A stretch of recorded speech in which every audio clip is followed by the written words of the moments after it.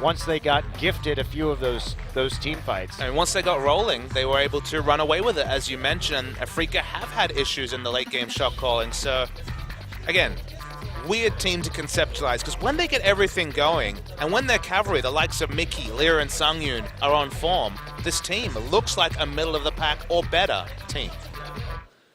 Well, the Zed and Kog'Maw, the default bans for SK Telecom, Lissandra and Quinn.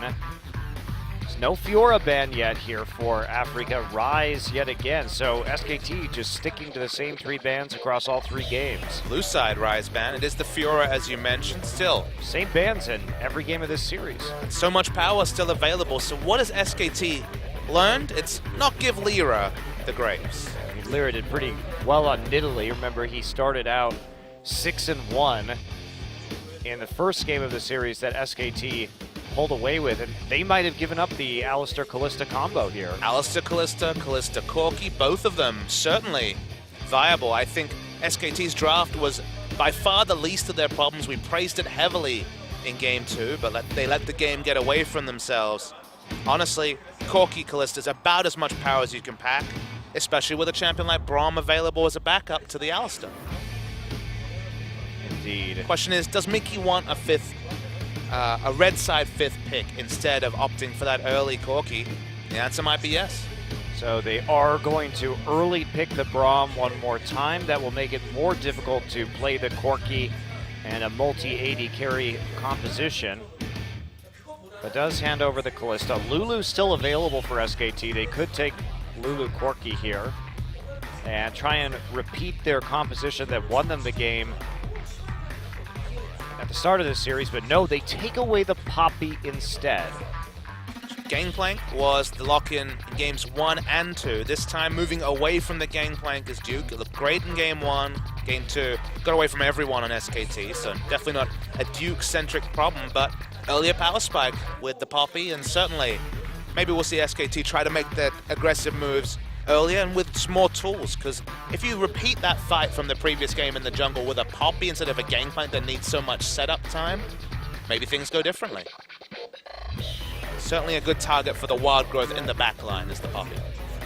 Definitely. The Nidalee, I think, the likely pick here from Lyra. They already have a lot of poke with the Corki, so they will double down on that. And Lyra trying to finish off this night. He's been playing well pretty much all evening so far. I'm so intrigued to see what Afreeca's last pick is, because it's going to be for top. It's going to be for Ixu, who has looked most impressive on the Poppy. It's taken away from him now. Does he just go Duke School of Thought and pick up a Gangplank, or do we see something different? Because this is a scenario where a lot of interesting champions are viable. If they do go through with some of these picks, maybe it's Rammus time for Ixu.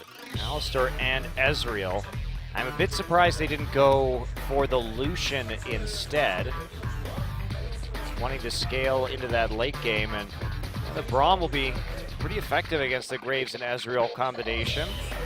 Early pick justifying itself this time for the Afreeca Freecs. So you're Ixu, drafting for top, you're largely a tank player. What are you thinking in this scenario? Because you're against a Poppy, so you actually have pretty wide range of champions that are viable in this case, both carry and tank. Go for the Rammus.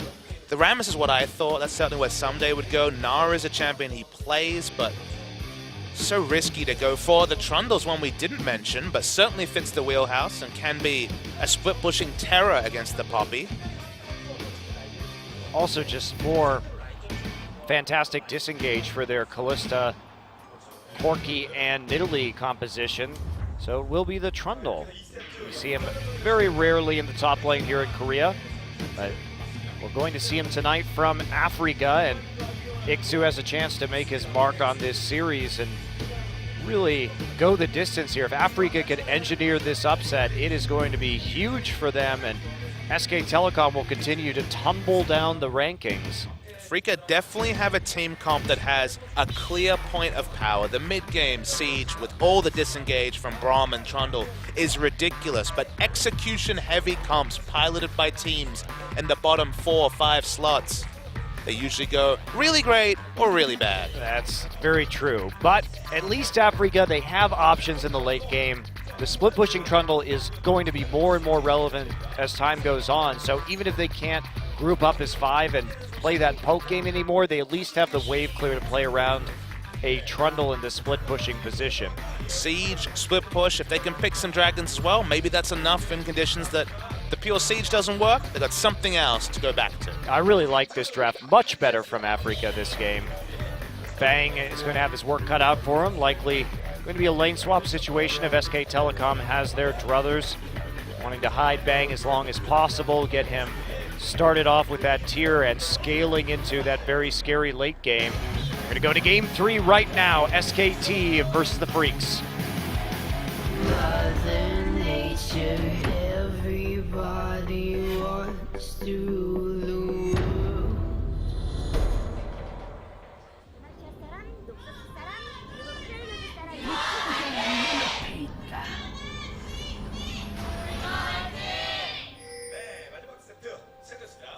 Game 3. I didn't think we'd make it here, Papa Smithy, after that start to game 2, but Afreeca bounced back, force the deciding match, and they have a shot here at a major upset versus SK Telecom T1.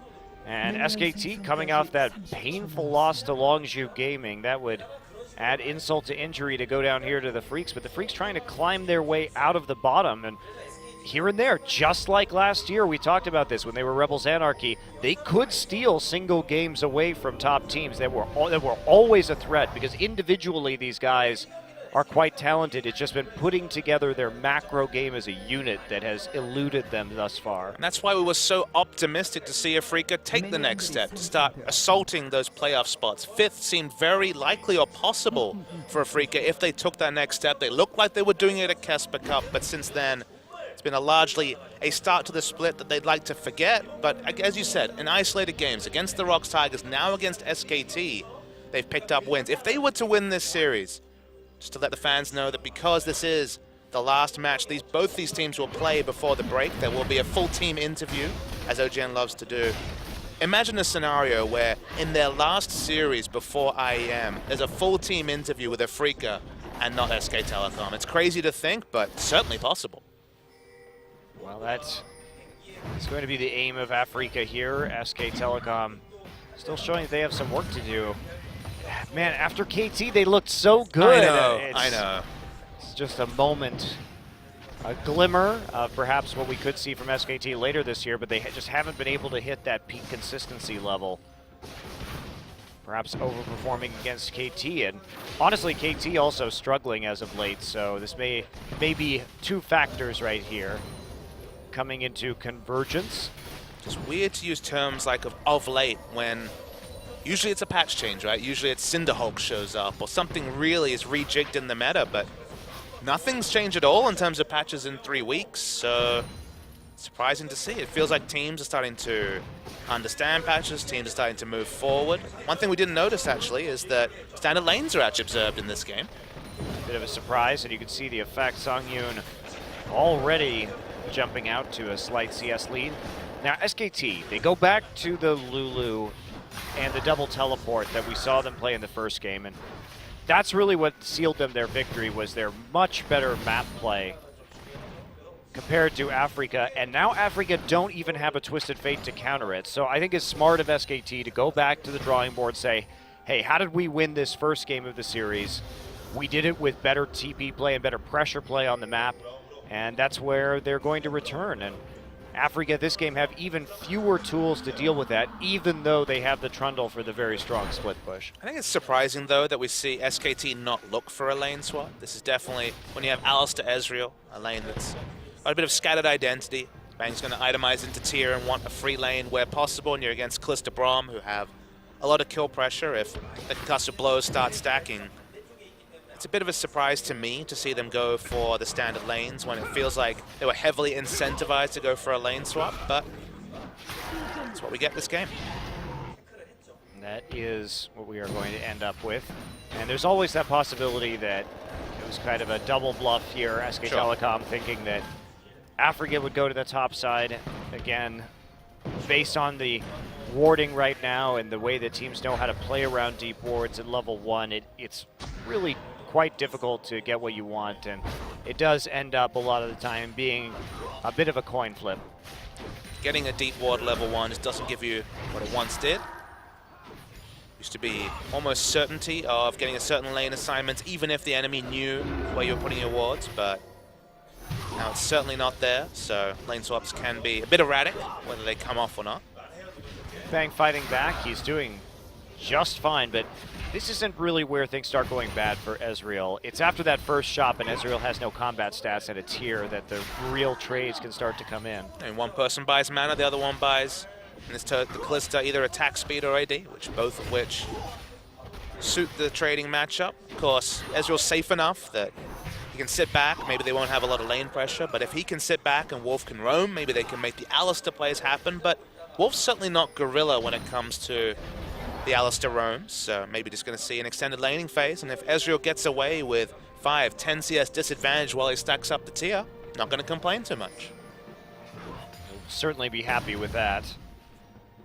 And they have some amount of pressure in the other lanes, but Trundle getting rolling early on will be moving into a phage here pretty quickly, and Duke just trying to farm pretty deep next to his own turret, but that's going to mean Ixu doesn't have to burn his TP to get back into this lane. Not sure, but phage doesn't really sound like a Trundle item. Titanic Hydra maybe is going to be that. I mean, you could build a phage, yeah, right? You're right? It always feels good, but we have seen mostly Ravenous Hydra, then health items, and a quick switch to Titanic Hydra, but Titanic Hydra does have good pushing options, so maybe just going to go for that. But again, it could be a phage, it's just, it feels like you get one of those Tiamat items as fast as possible. Yeah, if you're definitely. Trundle. No, totally agree with you.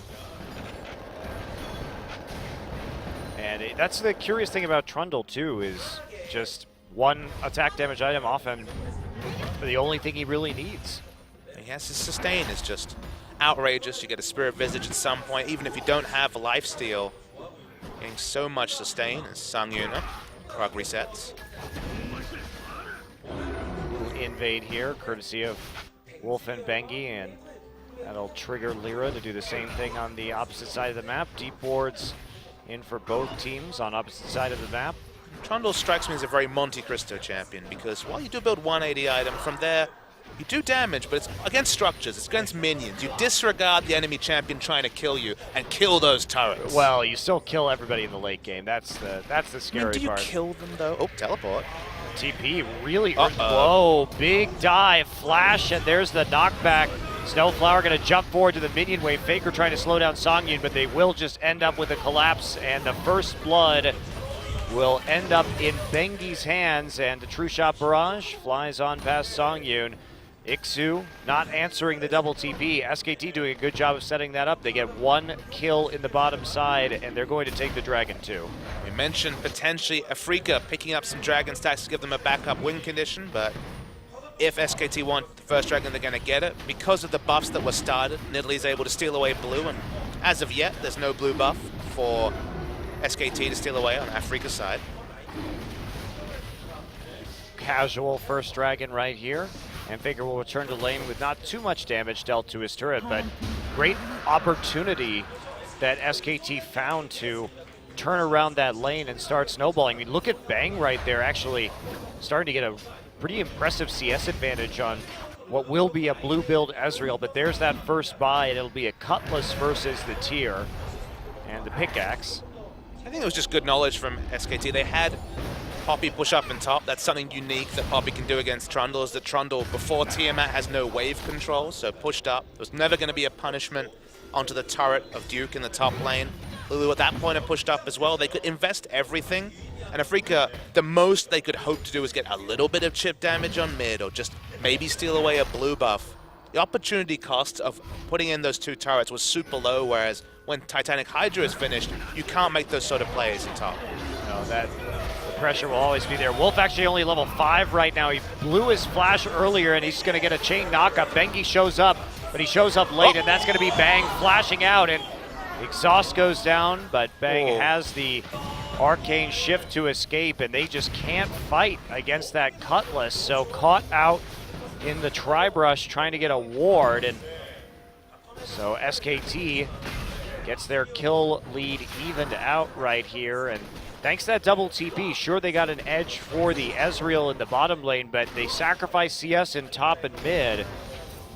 So gold lead to the Freaks. And let's clarify, that edge was some CS, but again, the gold's been further spent on mana. Just a Sapphire Crystal is the purchase re-entering lane, whereas attack speed's going to give Sangyun even more trading options in the bottom lane. So the edge was really just trying to build this 2v2 into some sort of equity, and it's only going to be blown out with those kills going over. Wow, that Sapphire Crystal, so just attempted the Iceborne Gauntlet, a hodgepodge of items at the moment for Bang. What's 1,000+ gold spent on something that doesn't help him in lane? Nope. Helps him slowly poke his opponent down, but with the lifesteal. I mean, let's be real, it helps him slowly push the minion wave back. Yeah. It's not going to poke anybody, it's going to try and deal with the creeps that are pushed up to his turret, so sad times for the bot lane, but expected. And it's one of those things where when you have Alistar Ezreal, either the Ezreal is sniping minions, getting denied under the turret, and the Alistar's roaming, or Alistar's going to spend all his time in bot. It seems like SKT are going to go with the latter. In a lane swap situation, we've seen a lot of teams. Rox Tiger's probably the best at this. How often do we see Prey on blue Ezreal 1v1ing the enemy top laner who's been denied in a lane swap?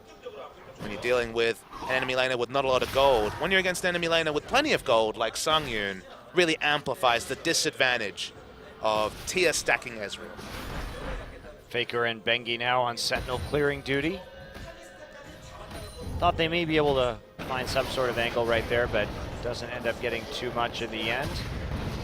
Just trying to make sure they don't have too many of those Callista movable wards running around the bottom side of the map. Getting dangerously close to Officer Trundle dictating this lane. Yeah, that's starting to fall away here. Just a hair for SKT. Gold lead continues to increase just a little bit over time for the Freaks, and Duke is struggling now, going for the Glacial Shroud after the Bomby Cinder. See if he changes his purchase route. We do see some players against Trundle going for health over other stats, maybe going for the Sunfire Cape over the Iceborne Gauntlet Rush. Let's see. Fight over the Scuttle Crab. Crab Wars. Crab Wars Will be won by Bengi. It only seems appropriate that Bengi would win the creep/vision battle all at the same time with one fell stroke. The most bloodthirsty graves alive. Wait, no. Likes killing creeps. Loves killing creeps. Creeps are his favorite. Duke wants to punish Lyra, but Lyra just too quick with the pouncing and the runic echoes. Easily able to evade and actually pick up a pink ward too, so denying some vision all in the same stroke. They were doing his best Peanut impression. Threatening to dive, but Duke will not be fooled by that, backing off and finishing out his farm as there's not enough minions to justify any kind of under-turret aggression. Faker now whimsies himself and dodges to the side, but Mickey has been taking over this lane and mercilessly chipping the tower. Oh. But Lyra, that's still a success. They weren't able to pass the blue buff over to Lulu. One thing I was going to mention as we saw that tussle in mid was translating the pressure they've created into denying resources from SKT. And while Bengi picking up the blue buff doesn't sound like a denial, certainly was one effectively in that situation. So Lulu will have less lane control. Trying to harass as best as he can. Actually does a nice job with the Thunderlord's proc. And the help picks. Draws out the heal. Got the heal out. Faker now is pushing this up, making sure that he buys a couple more minutes with that mid lane turret. Sangyun back in his own jungle right now. Bang's still doing okay, and we know how Bang can take over games on this blue build. Ezreal has been one of SK Telecom's primary forms of winning games so far this season. Has been waiting for Bang to get absolutely huge on blue Ezreal and then just manhandle team fights. Bang and Kramer share strategies on blue Ezreal. They've certainly been the noted blue Ezreal players this season as Prey has pivoted to some other AD carries. Ashe. Yeah, I mean, I feel like, you know, they're sitting over there playing blue Ezreal, and Prey is a big fan of the Hurricane Ashe. Hurricane, Essence Reaver, Ash. Whatever works, man. Afreeca gets their first dragon of the game.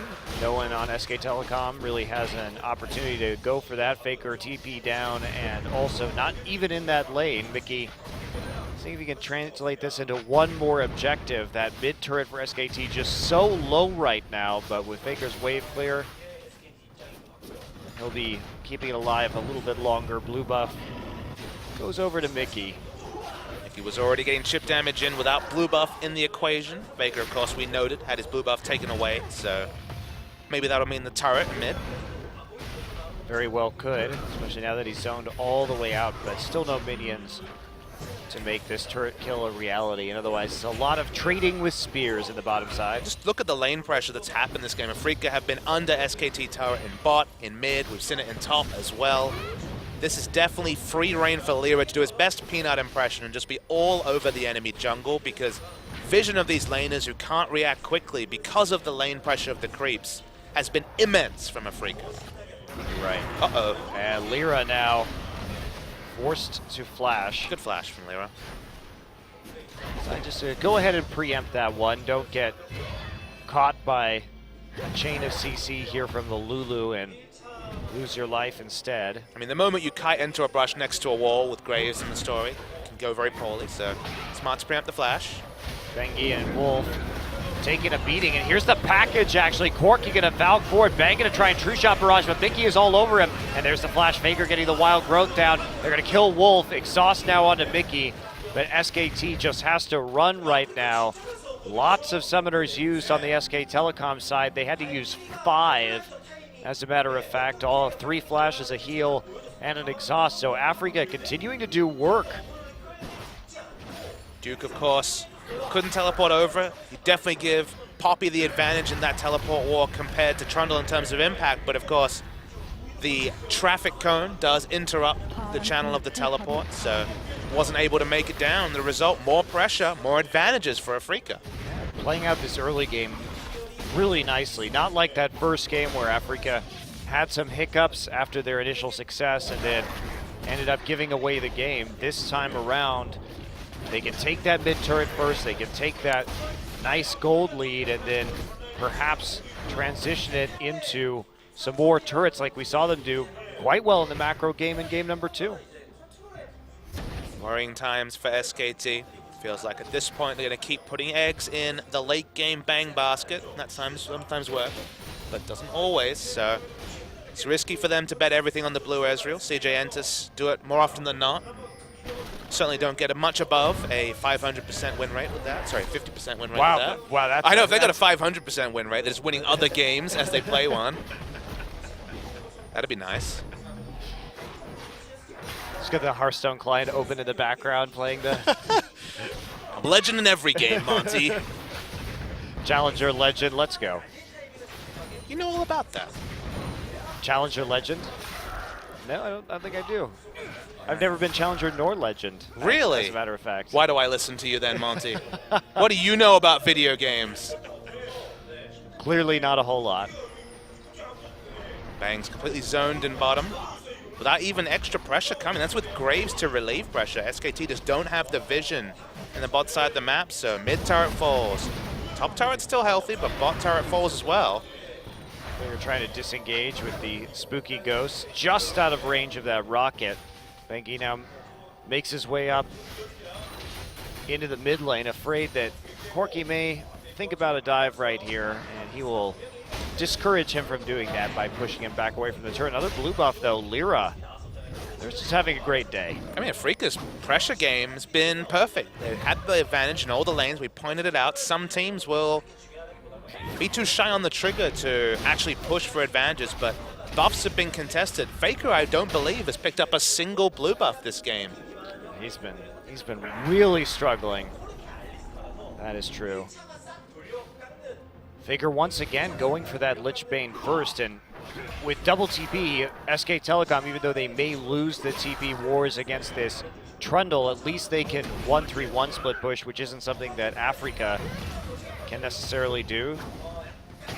So It's all about playing around these minion waves right now and seeing who can get the more effective split push, whether it's a 4-1 from Afreeca or whether it's a possible 1-3-1 from SK Telecom. 4-1 is so heavily incentivized from Afreeca because SKT just want to give free time to Ezreal in an off lane. Ezreal has been forced to leave this bottom lane. No teleport, obviously, whereas Trundle, of course, can walk over to bottom and pick up minions. And now Bang and Faker are contesting CS in the mid, which really starts to put SKT behind and just getting resources on the right people. Wolf on his own little solo warding mission. Gets one over by the Raptor pit, but can't get much else down before he has to get on the run.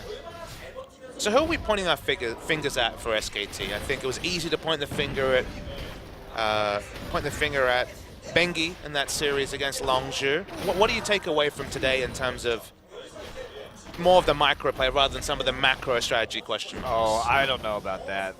Bengi hasn't really shown up on any of these junglers yet. He hasn't been dealing overwhelming amounts of damage or contributing a lot in the last couple of games. Did get the first blood this time, but it was a coordinated double TP dive. So he kind of got lucky that he managed to polish off Snowflower. Some of my big question marks around, honestly, the duo you see on the minimap here, Wolf and Bengi, both solo and together.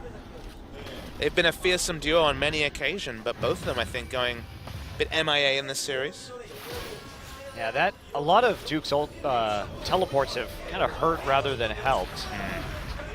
Well, Ixu's all alone, but SKT really are not confident to take this turret. No, and they should not be. There are a lot of people here to try and help out, with 4 of them coming up to give that little bit of assistance. And Faker has just been sent down into the bottom lane, as has Mickey. And there's the package coming in. He's going to go in. Nice knock up right there. TP's coming in from both top laners. Mickey doing some work right here. There is Duke with the heroic charge. Gets the knock up onto him, and Mickey is dead.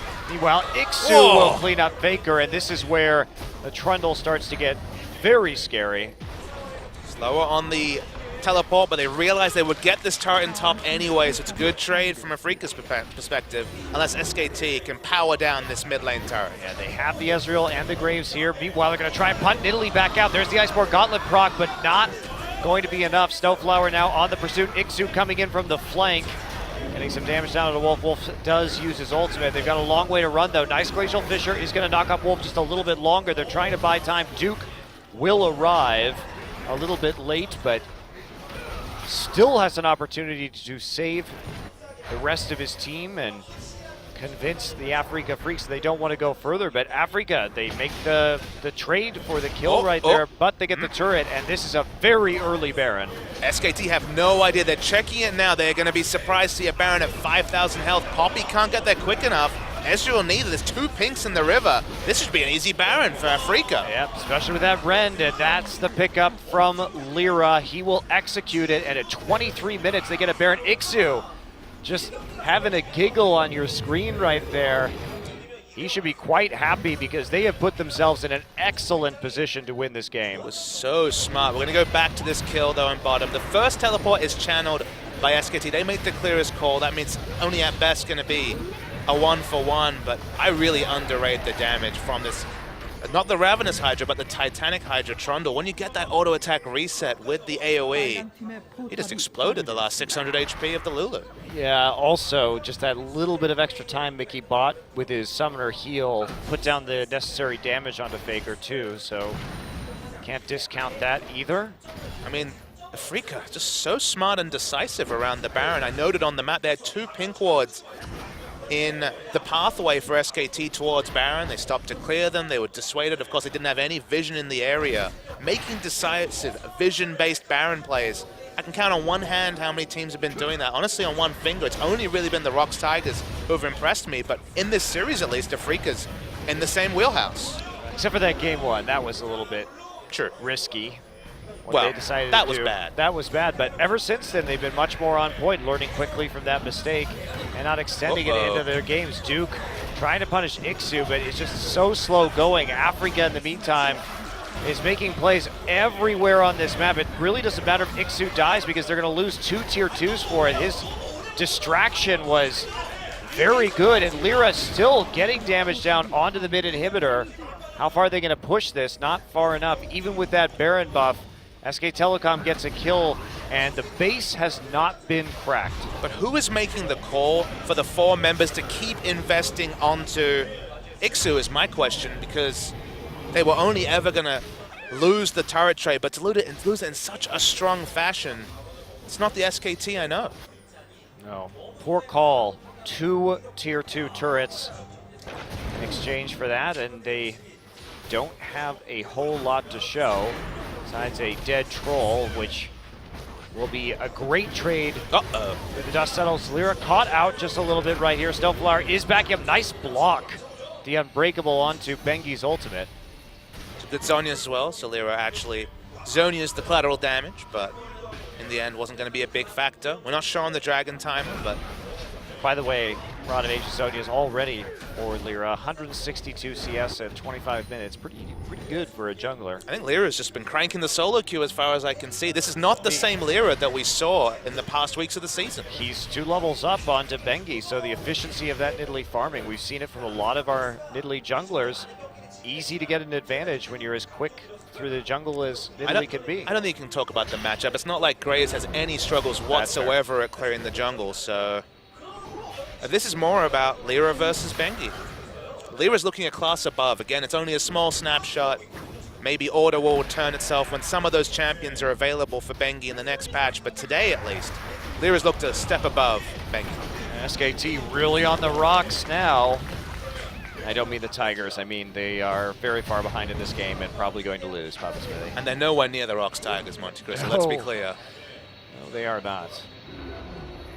Truly struggling in this new 2016 year after their World Championship victory.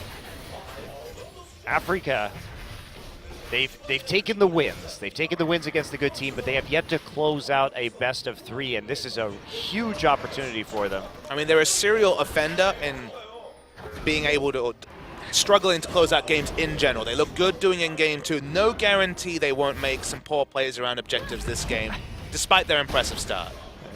That start at the Baron was pretty darn good.